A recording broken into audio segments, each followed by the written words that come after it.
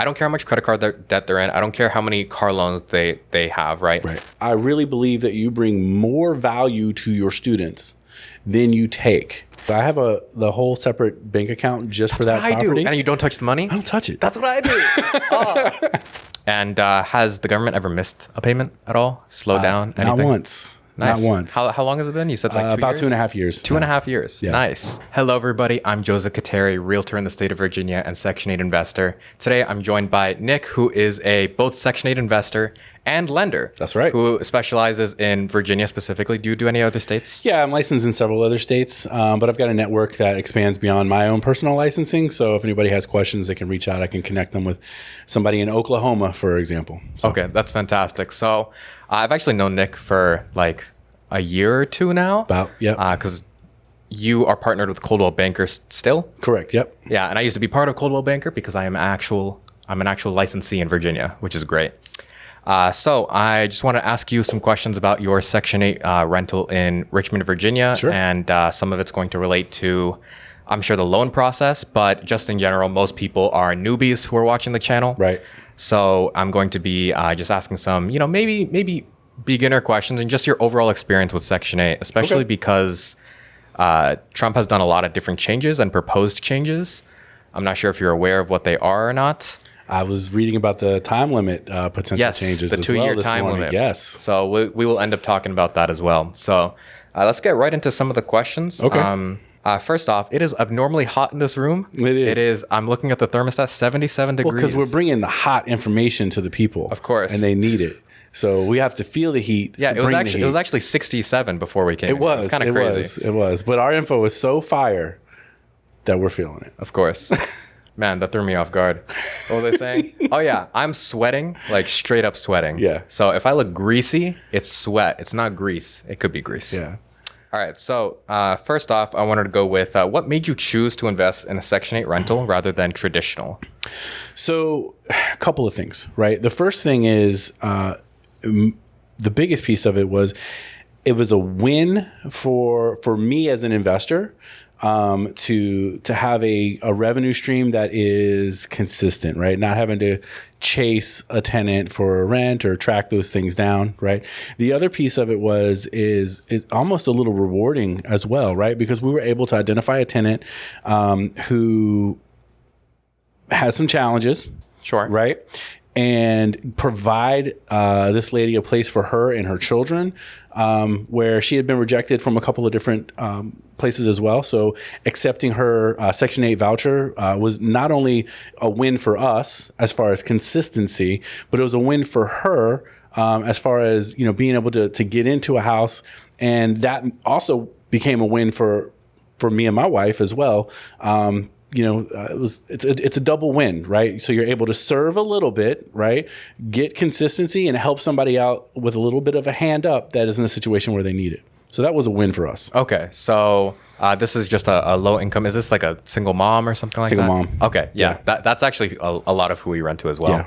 So completely understand. Now, are you aware of how much they pay versus the government? So right now she's 100% Govy. Okay. Wow. All right. So nothing at all. What about Nothing utilities? So she's covering utilities on her own, personally. Yeah. Okay. Out of curiosity, and I'm sure I'm skipping around on the questions here, but how much is the amount that the government pays for that specific property? So I went a little lower than I could max out at, right? So it's a 3-unit in Richmond. Currently, we're at about 1840. Okay. That's definitely a little low. A little low, right? But I did that even though her stipend was a little bit higher than that. I wanted to. We weren't 100% sure how much she would be able to receive. So the first year we started off at like 16 and some change. Wow. And then we raised it up, and then we'll bump it up another 10% next year, and that'll put her right closer to track where she should be as far as a 3-bedroom in that community. Gotcha. All right. And has the government ever missed a payment at all? Slowed down? Anything? Not once. Nice. Not once. How long has it been? You said like 2 about years? 2.5 years. 2.5 years. Yeah. Nice.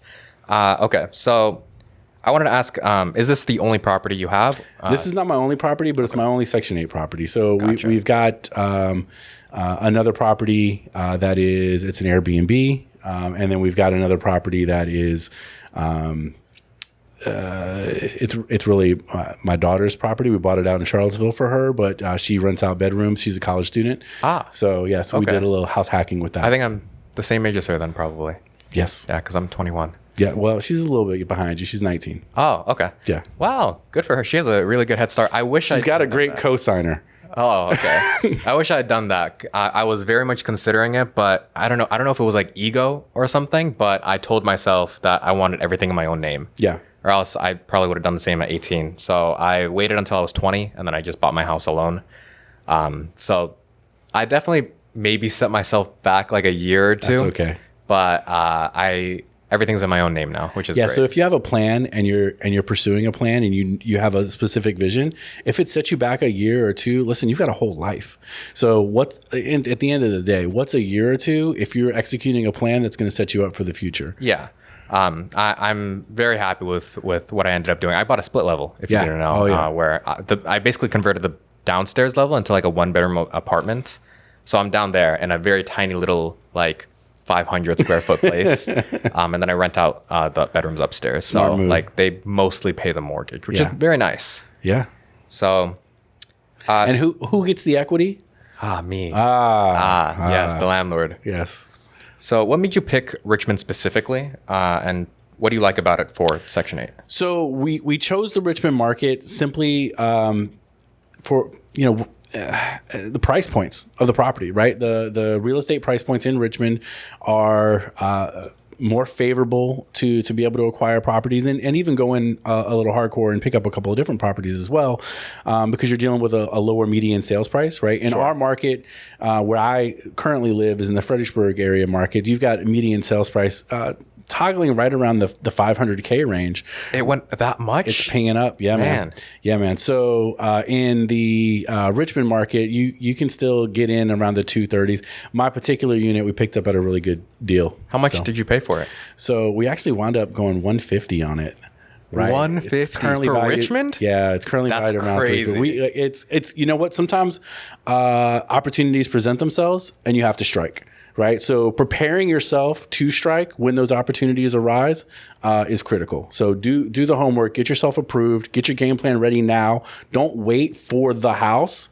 Get ready now so that when the right opportunity comes, looking at everybody, you can strike it. Yeah. You, all of y'all. 150 is crazy for Richmond. Yeah, no, we got a really good deal. Is that Petersburg or Richmond? Richmond proper. Dang. Because I remember like 3 years ago. So when I first started this, I was I had like no followers, nothing, no recognition, anything like that. Yeah. And like one single video I made about Section 8 ended up getting like 1.3 million views, which is great. And that kind of kickstarted everything. And in the video, I specifically was like, let's look at Richmond. Yeah. Right. Yeah. And even at the time, 4 years ago at this point, I remember looking back then and the only homes that were under like even 2 were in Petersburg, which was it north or south? South of Richmond. Nothing in Richmond. So I'm a little bit shocked that you managed to get at that. Yeah, no. And so you can see why I was willing to start off at the lower rent level, right? Because like my out of pocket wasn't that bad. You were already past 1%. I was in it, right? Yeah. So I was like, you know what? Let's get it started. Let's get somebody in there. That's great. And then we just increase it accordingly. Trying to stay within the realms of what HUD will pay. So you're at you said 18 something for the rents? About 1840, I think. So that is pretty much exactly what I recommend to people. I always recommend to pass the 1.2 to 1.5% rule, which is for a property that's 150, that'd mean like 18-ish around there to 2. And you're pretty much right there. Yeah. Which is fantastic. And it's all on the government too. Yeah. Like nothing on the tenant, which is great. Yeah, that's great. Now, so how did you end up purchasing this? Like, can you walk us through some of the numbers specifically? Like, did you use a loan? What kind of loan? So in my particular case, because we got such a good deal, I used cash. I used cash, right? So that put us in a really strong position to be able to bless a tenant with a lower entry level, right? Because we don't have mortgage expenses, right? However, going forward and purchasing additional properties, we're definitely going to be all our other properties that we own, we've borrowed, right? Yeah. So we're definitely going to be taking out financing. Typically, anytime someone wants to do an investment loan or investment purchase, while you can get away with a smaller down payment, like a 15% on a pure investment, the numbers really start working in your favor once you cross that 20 to 25% range. That's exactly what I've Right. noticed. So that's when the property really can start to cash flow, or at least maintain even levels given current market interest rates. Right. Yeah.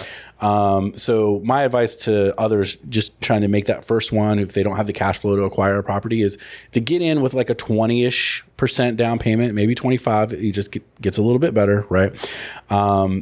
Ride the market out, get a tenant in there, because from my perspective, the long-term plan is the equity gain. Right. The cash flow on the rental is positive. It's great. If you can get a couple $100 a month on a rental, positive cash flow, that's great. Money in the bank. You're to the good. Right. But if your property gains 5 to 10% equity year over year, 5 years down the road, that's a massive equity gain where you can then turn that property as well. You can refi, you can burr, the buy, rehab. Yeah. You can do that. Or you can, if you don't want to, you just want to be neutral, right? You don't want to be too fancy with it. Acquire it, sit on it 5 years, sell that puppy 1031X into the next property, and then increase your cash flow from there, right? So you can do that and really start to build out a good portfolio. Yeah, I mean, you pretty much exactly follow the guidelines that I recommend to all my viewers as well. In fact, I see a lot of people, and some of this is my fault for recommending this in the first place, but like 3-4 years ago, and I was kind of following what these bigger like gurus were saying, which was like put super low down payment, like 5%, and how do you do that? Seller finance. Yeah. And I like made one video about it, right? And it just happened to be the one that blew up. And since then, it's like haunted me because like less than a month later, Seller finance is rare. Yeah, less than a month later, after digging more into it, I was like, hey guys, don't do seller financing. And it was because I myself tried it. Yeah. Right. And it worked like a few times, but like past that, and some of my clients it worked, but I noticed like it was heavily dropping off. Yeah. Like how frequently could make it work. Yeah. And at a certain point, we were just like, let's just stop recommending this. Seller financing works best when the seller doesn't need the money. Yeah. Right. Like if they owe a balance on their note, or that seller is in a savvy position to know, hey, look, I can make, 8-ish maybe % on my money, right? By doing seller financing on this instead of doing something to the bank. So if you're purchasing from another investor who says, hey, you know what, I can play with this and I can do good doing seller financing, that could be a win-win opportunity. But the general, like if you're just out looking for a deal, right? Looking for something that you can get in at a really low acquisition cost, unless you just happen to land on the right person, the right property, the seller financing game plan, while it can be something that's a great tool in your back pocket, it's probably not going to be your main go-to that's repeatable. Exactly. Like what I've noticed is that seller financing only works in basically 2 scenarios, which is one, if it's commercial, because it's such a large amount of money that it's hard to even get a loan in the first place. Yeah. And that really only works on like portfolios or even just businesses, which most people watching aren't going for, right? They're beginners. Yeah, I didn't even 1 or 2. You're correct. My mindset wasn't even in commercial when we were talking. There you go. Yeah. Or the second option, which is they might say yes, but like it's not going to be favorable to you in any way. They're going to say like, oh, we want a 5-year loan. Sometimes, right? Or 5-year loan with a balloon. Yeah, and 40% sometimes they do these deed for contracts, right, where they're not transferring the title over to you. So land contracts. That's what it's called. Yeah. So they're still owning the property. So the moment you miss a payment, boom, they can they legally can repossess that property without going through any type of foreclosure process. I actually talked to someone yesterday about this. Yeah. Because I had a lender approach me saying like, hey, we do offer this. And they basically straight up told me, they're like, don't recommend it to anyone unless it is extremely hard for them to get a property otherwise. Yeah. Like for example, foreign nationals. Like that's someone they said like, okay, it might be worth their time. But otherwise, like people should just do like 20% down. Yeah. So I recommend that now to anyone watching this. Just do normal 20% down. Either do conventional, DSCR, Or if you're willing to live there, FHA/conventional. Oh yeah. That's a good strategy. FHA, so here's, for somebody just getting started, here's what I recommend, right? Buy your first property, live in it. Do a first-time home buyer, no money down, right? Get into that thing, right? Then after a year or two, then you can, and I say a year is the legal line where you can just start acquiring property, but I say or two because then if you do decide to sell, currently under current tax code, if you've occupied a property 2 of the last 5 years and then you sell that property, as long as you have occupied that as your primary residence, you're not going to be subject to capital gains up to like $250,000, right, for a single person. Okay. So you get the capital gains exemption if you do decide to sell that property within that 5-year window, if you've occupied it for 3 years. Okay. Excuse me, for 2 years. So I say 1 to 2 years. Okay. Then on your next property, do a low down payment loan, right? Move into it. So the nomad method, right? Yes. Just keep on moving, doing right? Home buyer loans over and over. Yeah, exactly. Right. You're getting primary residence interest rates, right? You're not paying the inflated interest rates. You're not having to come up with a huge down payment. Sure. And you can do that and just acquire multiple properties and build out an entire portfolio. Now, out of curiosity, most people watching this live in like the big states, right? We're talking California, New York, Florida, where it's just not possible because townhouses are $2 million, right? Exactly. So what would you recommend in those scenarios? Save up the money, right? Just 20%. Save up the money for the 20%, right? Pull as much as you can from other assets, right? Sell some. I hate to say sell some crypto right now, but you know, at an all-time high of 112,000. Right. Maybe sell it, right? I don't know, right? Talk to your financial advisor, put a plan together. You know what? Sometimes I have people, taking out personal loans against 401k or retirement plans, right? Yeah, they're typically like 7%. And you pay that interest back to yourself. Exactly. Right. The coaching I have with customers who are doing that is, hey, look, don't think about it as though you're pulling from your retirement plan. You're just pulling money from that section of your retirement plan and investing it in a different part of your retirement plan. So you're just moving it from one to another so that you can acquire this. A tiny bit of interest in between. But the interest comes to you, right? It's not, there's no bank collecting that interest, right? So, you're expanding your portfolio with the tools that you have at your ready disposal. Yeah. I think that's a great way for pretty much anybody. And it's what I recommend also because our specific investment strategy that we do, I don't know how much you know about like what I recommend to people, but through our mentorship program, I always recommend, we go for homes in the Midwest that are like 100K roughly, like 90 to 100 around there. And 20% down, DSCR, that's usually like 16K. And then closing costs, which is usually like 5 to 7. Yep. So ultimately, you only need like 25K to get into this, right? And get your first cash flowing property. Now, that sounds a lot to a lot of people, right? 25K sounds like a lot of money. Yeah. But then when you notice that, the average home price in America is 430K, 20% of that's $80,000, right? Then it starts to make more sense. Yeah. Right? Where you could get 4 of these Section 8 properties for the price of like 120% normal rental. Yeah. So the strategy you just said, you're mitigating your risk as well because you're spreading it across multiple properties. It's not all in one place. Yeah. And your strategy just perfectly is exactly what I recommend as well, where save 20%, but how you get that 20% could be a multitude of ways, right? It could be going against your 401k, which most people watching this and most of my students are W-2 workers. Yeah. Like most of them have 401ks. Yeah. You got 401k with employer match. They just think about it. They're helping you. Half the money's free. Exactly. Right. It could also be, honestly, and I know this like sucks, but just like budgeting. Like, I'm sorry to say, but most people, as long as you aren't in like a really bad situation, I feel like most people could save 25K over the course of like 1 to 2 years.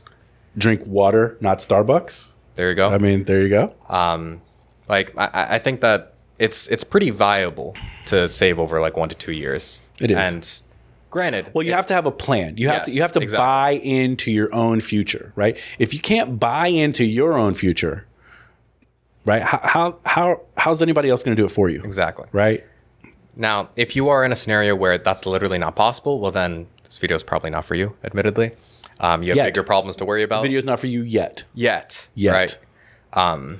But anyways, I want to circle back to the property itself that you own. Mm-hmm. So did you have to do any rehab for it? No, there was no rehab needed. Now, could it have used it a little freshen up? Yes, it could have. So, just a normal landlord stuff like, paint carpet, right? Sure. Nothing cosmetic. Yeah, nothing of any significant cost. Okay. Yeah. Gotcha. So it was ready. It was ready to roll. Okay, Yeah. great. And the faucet in the bathtub broke, but I don't know if we fixed count it. that. I don't know, but it was annoying. So we'll put it in the annoying category because when you own property, right, there are real things, Yes. right? There are nuisances, right, and fell into the nuisance category. Anyway, we paid a guy. We went over there and took care of it. But there are nuisances that come up. Yeah, it's not. I mean, that is one factor of this where it's not just like an index fund, right? Correct. There is some level of maintenance that has to be involved. Now, do you recommend property managers out of curiosity? I do recommend property managers, Really? especially like based on your math. Like if you're not in the same state, Really? right? I do. Wow. And it so what they collect 15%, right? Yeah, like 10, 15. Yeah, 10, 15%, right? I do recommend it simply because it's one of those things that can come off of my plate. Right. So That's fair. That is, I have a life, right? I've got 2 girls. I've got one in college. I got one in high school. I've got a beautiful wife. We run a business. We've got other properties. We've got our personal lives as well. We've got charitable organizations we like to help and support. The last thing that I want to deal with Let's get a call from a tenant. is to get a call from the tenant. Right. So in my case, yes. Yeah. I mean, that's completely fair. I'm actually about to fire my property managers. Okay. Funny enough. All right. Well, maybe you just have the wrong one. That's true. Finding property managers is a trial and error, right? But I have noticed that one specific part of property managers is the reason I'm going to fire. It's not the rent collection; they're fine with that, right? Mm-hmm. The late notices, whatever, those are all good. It's sending out contractors because I've noticed that the contractors they use are usually double the price versus my own. Like for example, one of our homes in Ohio, there was a roof leak. Right? Simple roof leak, right? Okay, it was just dripping down. And our contractor sent out a roofer. Like they sent 2 roofers out there to get quotes.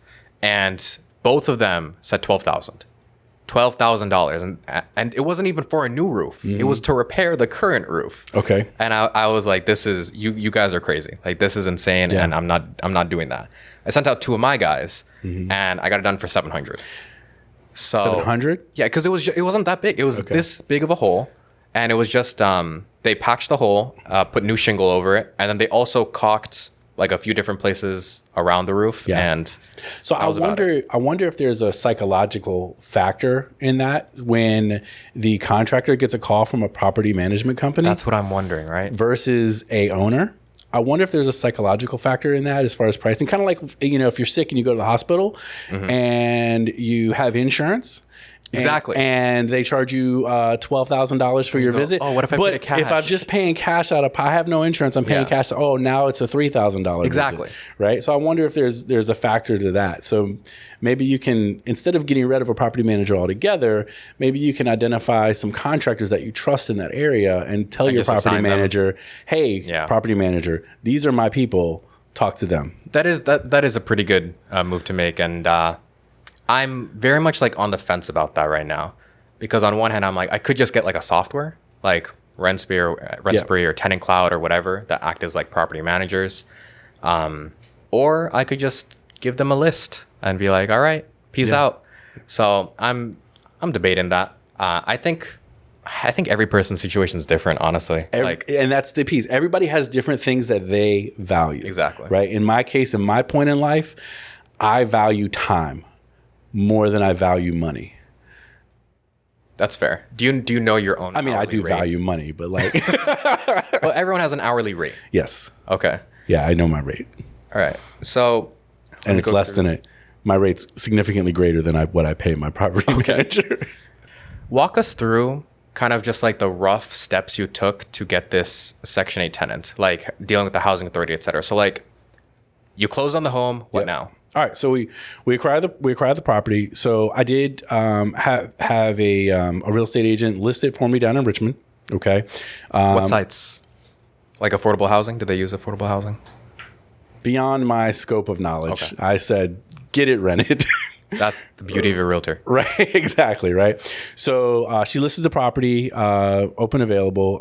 She did, and I did advise her, hey, we definitely are open to and want to review Section 8, right? Now, I think there's some fair housing things. You can't exclude it, as Correct. a tenant. You can't say. You just have to say it's open. Yeah. So, but I wanted to communicate it really is open. Like, this is something that I'm really open to doing, right? So we did that, and we got some tenant options. We got a bunch of applications. We reviewed them together, and we had our credit score requirements, et cetera, for those applicants. And so we're reviewing it, and then we have to communicate with the applicant's voucher provider, which in her case was Virginia Housing. So Virginia Housing was her Housing Authority. Yep, the Virginia Housing Authority was her voucher provider. So we communicated with them. They came into the property. They did an inspection, make sure that there's nothing that'll poke, stick, or burn, right? And they greenlit the property, and we executed the lease, and got the initial deposit. Everything came directly from the Virginia Housing Authority. Okay. Yeah. Now, I'm going to break that down into a bunch of different steps, right? Okay. And it's because this is probably the part that gets so much confusion, right? Where this is the part that people just get stuck on, right? There's just not a lot of good information out there, which, by the way, I made a 4-hour guide just like a few days ago for anyone interested. Go watch that. 4 hours? Yeah, 4 hours. It was 3 hours and 41 minutes, I believe. That's deep dive. Yeah, the raw footage was like 6, and it was edited down to like 341. So it was kind of crazy. But there's just not a lot of good information out there, other than my channel, about Section 8 housing and how to go through the process, right? So you listed on affordable housing and just like Zillow, et cetera, right? Right. Now, past that, how many applications did you end up getting within? There was a lot. There was a lot. And how many of those were Section 8? I am, I'm going to be making this number up. Okay. But I feel this was 2.5 years ago. Yeah, I feel like it was like 70%. Okay. In this particular case, it was heavy. It was heavy on that. Yeah. Are we talking like a dozen applications? We're talking like 5. No, yeah, we got like 20 applications total. Damn. Yeah. Okay. 20-ish. Wow. So yeah, I feel like we were in the 14, 15-ish range of them were Section 8. Okay. Yeah. I think it's because we put on the marketing Section 8. Section 8 welcome. Yes. Right? So that was like a magnet. Yeah. Yeah. So that's actually something that a lot of people don't fully understand, right? They think that they don't realize the fair housing guideline exists where you have to accept everybody. First off, you're so right. I talk to people about this all the time, and everybody's like, "Oh, is that house Section 8?" And I'm like, "What are you talking about? Yeah. That house?" Like, you know what I think they're referring houses. to? They're referring to the projects when they say that. I think so. But that's not how that's a whole separate system. Yeah. Right. But you're right, Section 8 specifically, you just list it like a normal rental. Like, people don't understand that. You can list it just on Zillow. Right. And then just in the description, put down Section 8 welcome. HUD vouchers accepted. Right. And that's all you have to do, at least for the advertising. So, let's say that you advertise it, right? You got a bunch of applications. What were you looking for in the screening process? Responsibility of the tenant, right? So the credit score requirement. Obviously, if we know we got a housing voucher system, we know that there's income challenges. Yes. Right off the back, we know that. Like, it's a known factor, right? Mm-hmm. But in our process, what we said is, okay, we want the minimum credit score to be a 680, right? So we're evaluating for that 680 FICO, because our thought process was, even if someone has a challenge, income wise, right? If they're able to manage themselves and their credit to that 680, a lot of places recommend like 700 right now for rentals, right? So yeah. We wanted to go a little bit below that. So in that 680 ish range, right? It felt like there was also personal responsibility from that person, mm-hmm. right? To navigate that and keep their things paid up on time. So that felt like somebody, because it's very difficult to understand, hey, is this somebody who's going to trash my property or somebody who's going to take care of it? And you real, false, or imagined or dreamed, whatever, I felt like someone with a higher credit score or rating would be more prone to take care of the property versus somebody who wasn't. No, I get that. What else did you look for? Was it really just that? That was my main. That was my number Okay. one. That was my number one. Yeah, whenever we with our company and my students, I always recommend you look for like 3 main things. Okay. Right. Teach me. Of course. Sensei. For your next 10. Teach me, sensei. We look for no evictions. Right. Well, yeah. Okay. You'd be surprised, man. People really just. I Like, gloss just over I didn't that. even think that was. Yeah. It was just People, like people gloss over that. No, I just like that was. I would gloss over it because I would be like, that's a given. Exactly. But people are thinking like, oh, Section 8, I have nothing to worry about. I can pick any because the government's going to cover it. That's their thought process. No. But no, we look for no evictions. Okay. No bankruptcies. Yep. And then the third thing we look for is payment history. That's all I care about. I don't care if the score is 450. Yeah. As long as they are paying on time. Yeah. I don't care how much credit card debt they're in. I don't care how many car loans they have, right? Right. As long as their payment history is like excellent, that's mainly what I look for. Which makes sense, right? Because as in my day job, my business that I run is as a mortgage lender, right? I get credit reports all the time from customers, and their score comes back and they're like a 503 or something like that, right? And they've got 15 trade lines that they pay the good payment history for the last 2 years on it. But they've got this one credit card that they missed a couple payments on. And then they've got these 2 random collections, medical or whatever, like life things. Yeah. And I'm looking at their credit report. I'm like, I can't do anything for you right now. But like, if it was my money, I would bet on you. Yeah. Right. So that makes sense. So that's really all I look for, because at the end of the day, yes, most of the money is coming from the government, but they have to pay utilities. And if they don't, there's a lien against the property. And that lien is going to be in my name. Yeah. So if I know that they can at least make the utility payments and they're at least consistent with their payment history in general, then they will most likely make the utility payments. So that's mostly what I care about. But on top of that, I check for a few other things. So we do kind of a unique process for vetting tenants, which is, and now that I'm going to say it out loud, I'm realizing, I don't know if this is like technically legal now that I think about it. Cut. Well, I guess we have their consent, so I don't know. But we do an at-home interview with the tenant. So we're open about it, right? But we usually call them up and say, hey, it's between you and like one other person. Can we do an at-home interview sometime today? What's illegal about that? I just didn't know, like if it broke fair housing. Now I'm not a realtor, so I'm not a licensed real estate agent, so I don't know.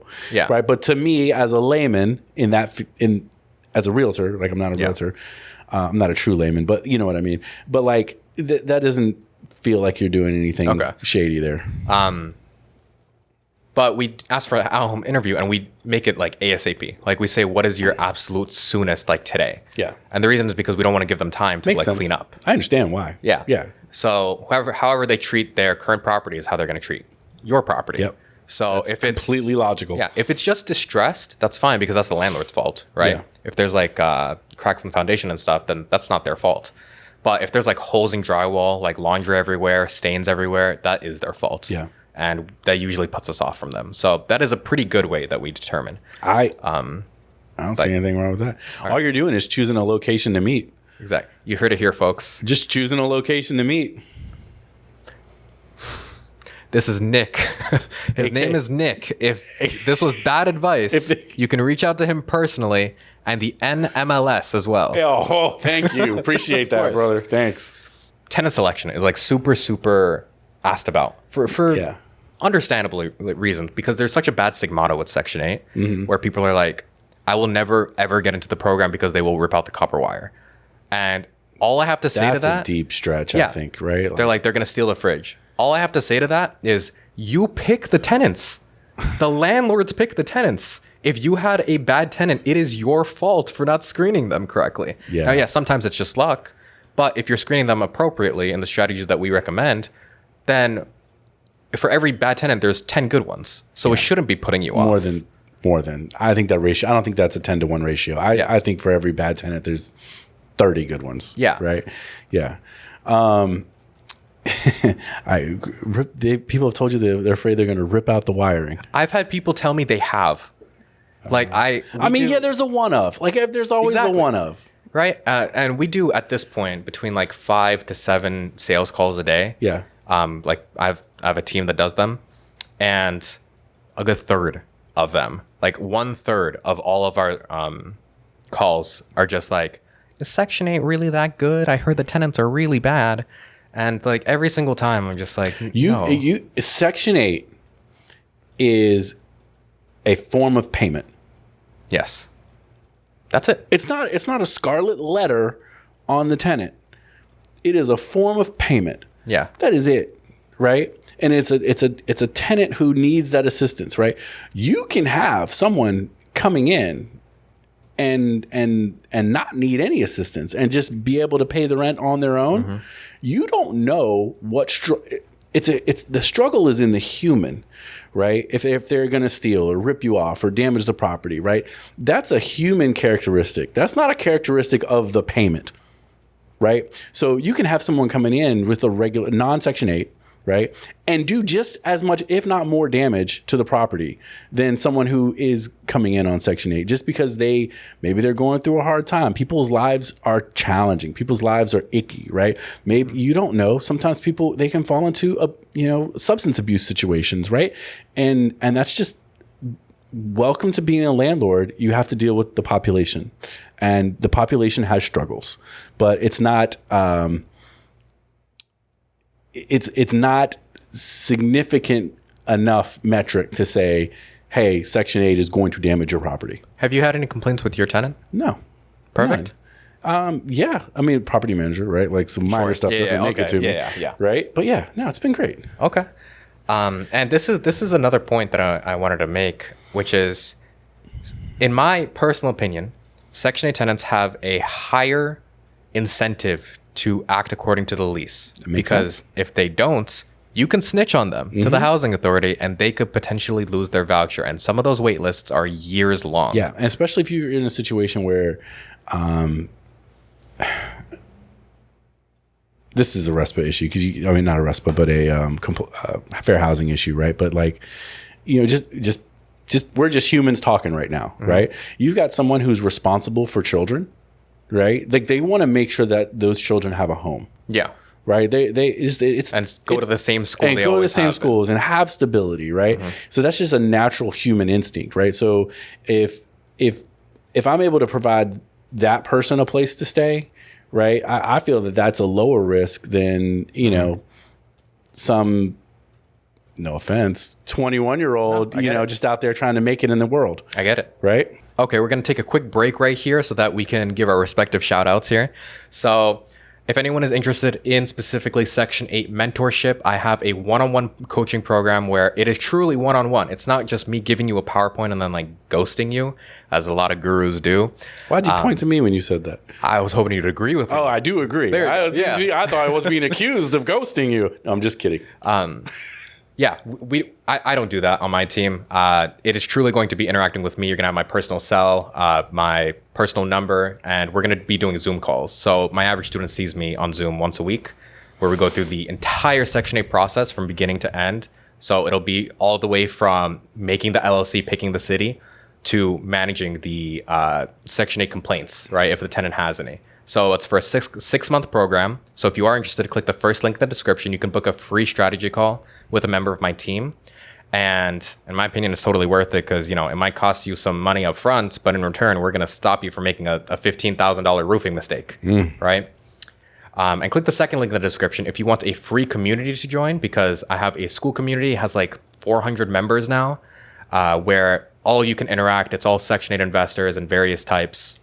So click the second link if you're interested in that. I do a free webinar every Monday and Friday. You should look into those. You should. I'm about to. How do I click the link in here? So, and it's free. It's free for you to join too. What? Yeah, crazy. Win. So Mondays, Fridays, 3 p.m. EST. So that's twice a week. You can network with other investors as well as just ask me anything. So that's the second link. Now, on to you. All right. So my plug, as you guys heard, I'm a licensed real estate agent, Nick Bond, NMLS 450833. And you can click the link, maybe. I don't know if he puts it below. But nickcanhelp.com is my personal URL page. You can fill out an application, and we can talk about how to get your financing ready to make your transition into Section 8 home ownership. And what financing do you offer? We offer multitude of options. So I heard you mention DSCR earlier. We do offer DSCR. We offer obviously conventional FHA, VA, govies, anything back. We do non-QM stuff. We can broker out some pretty challenging scenarios. So we have got a wide portfolio. And what states? So I am personally licensed up and down the East Coast, New York, Florida, Virginia, Alabama, Georgia, the DMV area, DC. Georgia's important. I have a few students always looking in Georgia. Okay. Like Macon, Georgia. Yep. We got Georgia. And I think Tennessee. I think I got Tennessee. Yeah. So we got a couple of states up and down the coast, and it's our annual. Right now is we have to do continuing ed every year. Yeah. So because I'm licensed in so many states, I have to do the continuing ed for each and every state. Is that like hundreds on hundreds of hours? It's not hundreds on hundreds, but it's enough to be annoying. Okay. Right? So, but anyway, we're knocking out our continuing education right now. But we also have a network, right? So if you come in and you apply on my website, Nick Can Help, then if you're looking in a place where I'm not licensed in particular, I can connect you with another me. Not quite as good as me, not quite as handsome, but another me. Nobody is. Exactly. Nobody is. But somebody else to help take care of you and make sure you're now under. Out of curiosity, just because I don't want to give you like useless leads or anything like that. Mm-hmm. What's your loan minimum? Because that's super important. Yeah. Well, yeah, especially for what you're talking about. Our minimum right now is $35,000. Okay. $35,000 loan amount? Mm-hmm. That's really low, man. It's not profitable. But that's our technical minimum. Okay. Yeah. All right. I thought you were going to say like 150. No, 35. Wow, 35. That is really low. We technically actually lose money doing those. Oh, okay. Yeah, so it's you heard it here, folks. Go for only the 50K homes. You're welcome. Thanks. Yeah. All right. Let's go back to the questions. All right, cool. Okay. So at this point, you have listed the home for Section 8, right? Just to everybody. Got a bunch of applications in. Yep. You're picking their credit. You go, okay, Jane Doe. Yep. I think she's the one. So what now? So at that point, we select Jane Doe. I have the real estate agent, just draft up the lease. Mm-hmm. We send the lease over. We get it executed. All parties execute it, right? We send it over to Virginia Housing. Virginia Housing reviews it, whatever their process. I think it's like 2 or 3 days, whatever. It varies. Super long. Like some of the more busy places I've heard it's like 10. Yeah, it's not super long, right? Whatever. And then they reached out to me for proof of my LLC. They asked me for my deposit information, sent it over to them, and then once they rubber stamped everything, first month's rent, deposit, boom, right into my account. Now, what about the inspection? Because there is an initial inspection. Yes. Thank you. Forgive. They did that after it was in that 2 or 3 day period. It was that quick? It was. Yeah. Wow, they came out and did it right away. I may have just been luck of the draw, like they had a guy like down the street waiting or something. I don't know, but it was relatively fast. The reason I specifically was like shocked just now is because we have a very big. Every single place has such a big variety, right, in terms of how fast the inspection can happen. For example, as of now, it is July 17th, 2025. The Cleveland Housing Authority said like 2 months for an inspector. Right, which is simply because there's so many investors there right now, but also because the home prices are so cheap, right? Yeah. But then you look at somewhere like Birmingham, Alabama, where they said 10 days, right, which is acceptable. Yeah. But they also are similar prices. So you were wondering like what's going on. So it's so fluctuative, I've noticed, but it's also because we're in super super cheap areas that we specifically are looking at. Yeah. Right? So they're burdened with volume. Exactly. Yeah. Especially because there's usually like 4 employees doing all of the caseload. Yeah. So you heard it here. God damn. You heard it here first, folks. Yes. Richmond is Richmond. I mean, it pretty moved. friendly. Like I said, it could have just been luck of the scheduling, and I'm a one of case, right? Like I only can speak to my experience with this one, but yeah, it was no consternation to me at all. Now, the inspection is where a lot of people get tripped up. Okay. So, what did you specifically look for in that inspection to make sure you passed, or were you just winging it? So, from what I was advised, right, just like when we send out an appraiser to do a regular purchase inspection, right? Things that are serious deferred maintenance, right? Like collapsing roof. Yeah, of soft floors, right? Things like that. The squishiness. Squishiness. Yeah. So anything that, or mold, right? Health hazard. Health hazard, right? So if it's gonna, if it could potentially injure somebody, like burn, poke, or stick, right? So exposed electrical wires, broken glass, working smoke, carbon monoxide detectors, right? Those safety things were the big things that we were told we needed to make sure were on point. So, for those that aren't aware, you can actually find the Section 8 inspection checklist just public. It's online on the government website. So, for anyone that's my students, you can actually get my own custom checklist that I made, because the Section 8 one on the government website is like 19 pages long and very convoluted and kind of messy to read. Yeah. Anything the government touches is like that. Of course. Yeah. So I offer a custom checklist that's like just a few pages long, very easy to read. I made it in Google Docs, so that's how you know it's easy. Yeah, there you go. So that's available to any of my students. You mentioned burn, poke, stick, right? Yep. Did you have to fix anything? So the annoying thing is, remember I told you about the water thing. Yes. That was actually during that inspection process. Okay. So it had broken. It was not broken when we bought the property. Okay. And then it broke. Of course. When the inspector comes out. That's always what happens. Right. So it broke when the inspector comes out. So what we did wind up having to do is get it repaired. And they didn't actually send out a new inspector. They just said, send us a video of it working. Email, right? Yeah. So we just emailed them a video of it working, and they said, yeah, I've noticed for like the smaller stuff, it's always just, please just like let us check the box. Yeah. Like they don't want to send another inspector out there, right? Unless it's something pretty big, like squishy floors. Yeah. So I remember in my mind thinking, this is going to delay things even more, but it was pretty smooth. Yeah. We had something similar happen with GFCI outlets, where for those that don't know, if you were within 6 feet of a water source, you need GFCI. We didn't have that in the kitchen, like next to the sink. Yeah.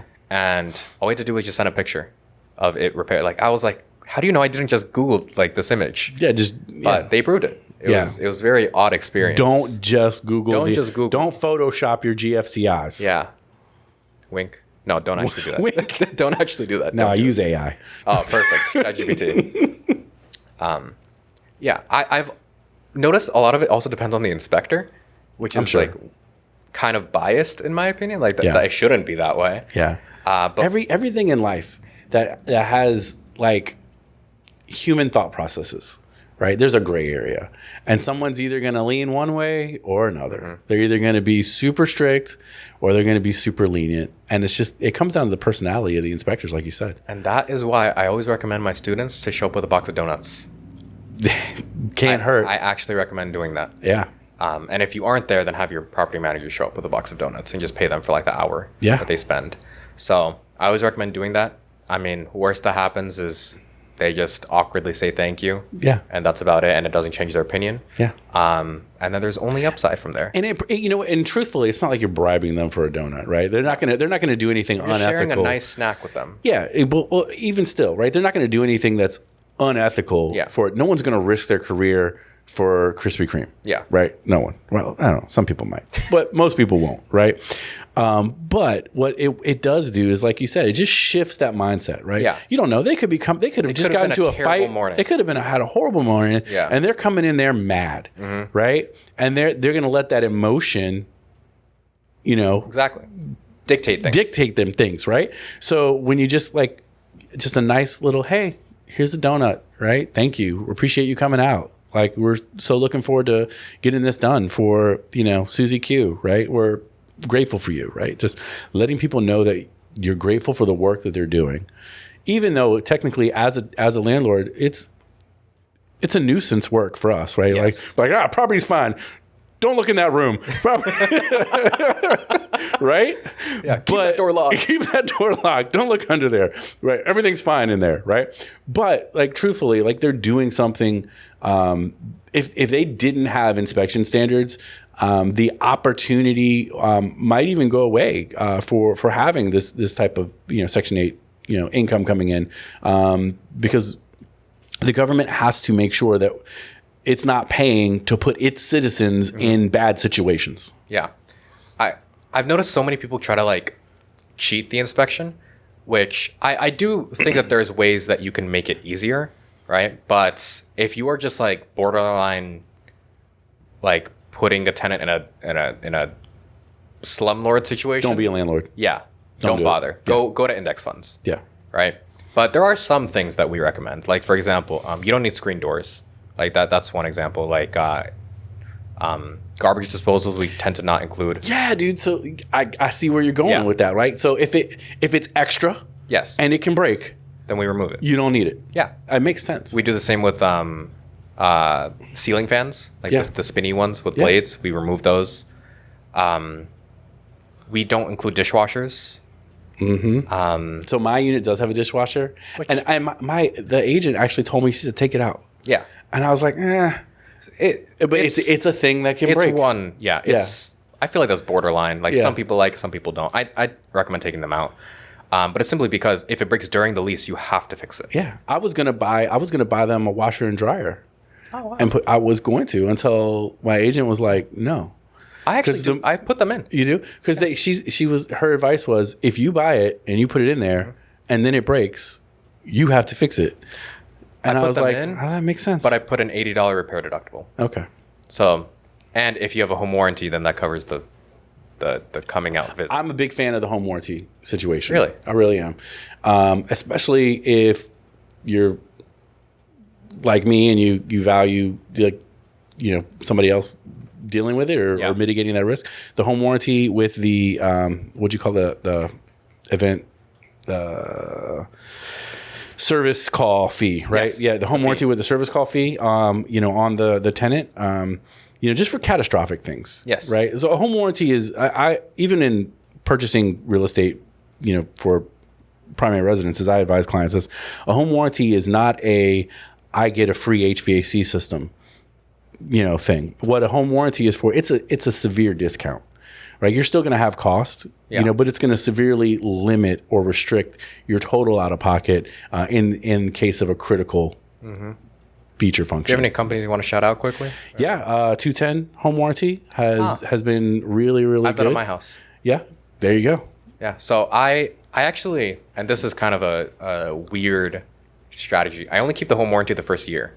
Okay, And the reason is because of two reasons. Number one, makes sense. because oftentimes we'll get the seller to pay for it. Yep. And number two, weirdly enough, most big issues come up in the first year. I agree. I don't understand why. Well, it's because it may not have been very well taken care of before, and it may just be working enough. And now that you own it, now that problem You don't know how to take care of the washer and then it breaks. Yeah. You don't know that you can only use hot water for 15 seconds and then you have to put the cold water. Every house has its quirks, right? You don't know the quirks, right? But yeah, I agree with that as well. And maybe even 2 years if you want to pay for that second year. I have found that over time the cost, the warranty cost increases. They just keep raising the premium. So it may be a situation where if you're getting into a home warranty and then 2 or 3 years down the road, you find that their premium has doubled or tripled, just shop for a new home warranty company. Yeah. Change it over. I think I might be shopping for, what's it called? United? Is that a company? Maybe. But I know there's American Home Shield as well. Those companies. But I always just keep it for the first year for at least the Section 8 rentals. Because especially if you get the seller to pay for it. I mean, that's Exactly. no brainer. Yeah, it's absolute profit at that point, right? Yeah. But it's also because these homes are really tiny most of the time that we're doing for Section 8. They're usually about 1,000 square feet. Okay. Typically 2 or 3 beds. So there's only so much that can go wrong, right? Especially if it's just a single tenant inside. So, all right. So back to the property that you have. Are you planning to do any renovations to it at all? Maybe, right? So we are budgeting, we're saving our. How much do you put aside for the maintenance and CapEx? So I operate a little weird, right? So what I essentially am doing is I have the whole separate bank account just for that property. And you don't touch the money? I don't touch it. That's what I do. I just let it sit there, right? So it's just, yeah. And anytime a tax bill or something comes out, I just pull it from that account, pay it out. So then, it's super clean. Like at the end of the year, I know exactly. Yeah, you can just print the bank statement. That's basically your That's my P&L. Exactly. Right, yeah. So that is what I recommend to everybody. I know a lot of people like to just use up every penny they get from the rental, but it doesn't make sense because stuff will come up and how are you going to scale? Exactly. So I never touch the money other than direct expenses for that same house. Exactly. And do you want to explain why you have a specific business bank account? Two reasons. One, because I rented in an LLC, right? And by renting it under the LLC, the housing authority required if the lease is to the LLC, they needed to go to a business account that matched the LLC. So they wouldn't do direct pay to my personal account. So that was why I had to set that up. Okay. So that was a little bit of a learning curve for me at the beginning. And I'll be blunt, setting up a business bank account was a little bit of it's not like setting up a personal bank account. It isn't. There's a couple more hoops to do that, to jump through. So it's not just like you walk into the bank and you leave with a bank account that day. So there's more stuff to do. Yeah. I always recommend the Amex Blueprint for anyone interested in bank accounts, business bank accounts, because they offer a 30,000 point bonus for a checking account, which is crazy. Okay. It's not even a credit card. But through Amex, it's a lot easier in case you're ever interested in the future, where it's just an online application. You just put in your name, number, info, social, and then they have a section to hey, can you upload the articles of organization? Yep. And EIN, S4 form. Yep. That's it. And then they'll be like, all right, give us 2 to 5 days, and then they'll create it. Yeah. It's very simple. Well, that was kind of like the process I had with the bank that I used, but it wasn't my expectation, because all of my banking expectations, anytime I've ever opened an account, I literally just go to the bank and I leave with the account, right? Yeah. So when they were like, "Oh, we don't do that here. We do that online," I was like, "There's a process." I was like, "What?" So yeah.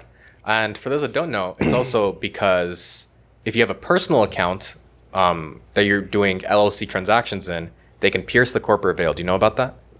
No, tell me more. So piercing the corporate veil means if you ever get sued and a judge looks at all of your bank statements, et cetera, and they go, hey, this Bank of America account's not even in the LLC, it's in your personal name, and you're collecting payroll, which you're not in this case, or filing expenses from your personal name, this makes the LLC invalid because it's no longer limited liability, as in the name. It is now, there's no limit to the liability because you're using it in your personal name. Yeah. So they can actually make the LLC null and void, which means they can go after your personal assets. Well, then I lucked into a win-win. I mean, I didn't luck into it. I was forced into a win-win. Yeah. So, all right. So kind of just finishing up here. You have this one Section 8 rental. Yep. Right? And you mentioned you have a few other investments. Would you ever consider going for another Section 8 rental? Definitely. It's not even considering. Like, we're going to. Okay. It's just a matter of the rest of my life lining up for me to execute that. Gotcha. So just whenever you're ready for the next investment. Yeah. For anyone interested in my Section 8 mentorship, go ahead, click the first link in the description. It is truly a one-on-one mentorship. You're not going to be put with anyone else except for me. So you're going to have open access to my calendar for Zooms, phone calls, and you're going to have my personal number to text. We basically, to put it bluntly, hold your hand throughout the entire Section 8 process from beginning to end, from picking a location, forming an LLC, all the way to management over a 6-month period. We also have a guarantee where if you don't end with a profitable rental by the end of the 6 months, I continue working for free until you get one. So it kind of sucks for me, but it keeps me accountable as well. You know what? I mean, at a certain point, like the individual on the other side's got to have some responsibility in that, right? Yeah, of course. Like if they're ghosting me, then it doesn't hold up. But, okay. If they're just a normal, responsible student, then gotcha. Yes, it definitely is in effect. Right. So click the first link in the description to book a free call with my team about that, to see if it's right for you. And click the second link if you want to join a community with over 400 people, pretty much all invested in Section 8, so that you can network with them, as well as join our free webinars Monday, Friday, 3 p.m. EST, where I go over pretty much any Q&As that you guys have. It's over like Google Meets, so you can join it pretty easily. And Nick, did you want to go through your your little shout outs as well? No, I mean, so a big shout out to you. Like what you're doing is amazing. I love the fact that you're educating the public and you're able to do it in a way that not only obviously helps you in some degree, right? But I really believe that you bring more value to your students than you take. Right. So I spend an average of like 50 hours per student. That's what I'm saying. Like, that's amazing. Right. So what you do pouring into others, it's amazing. And it's awesome to see and really kind of see you go on that curve and really step into being that mentor. So it's awesome, man. So shout out to you. Yeah, thank you so much. You're welcome. Wow. And shout out Movement Mortgage as well. Hey, just let's Nick in go. general. Great realtor and great company, honestly. Hey, appreciate it. I didn't know you do DSCR loans that low, if I'm being honest. Okay, maybe he doesn't do DSCR. But anyways, gonna go ahead and wrap things up here. Go ahead and subscribe down below. Comment any questions you have, even for Nick. And all of our links will be in the description in case you want to reach out to him or me. Awesome. So as always, I'm Joseph Khateri, realtor in the state of Virginia. Have a nice day, everybody.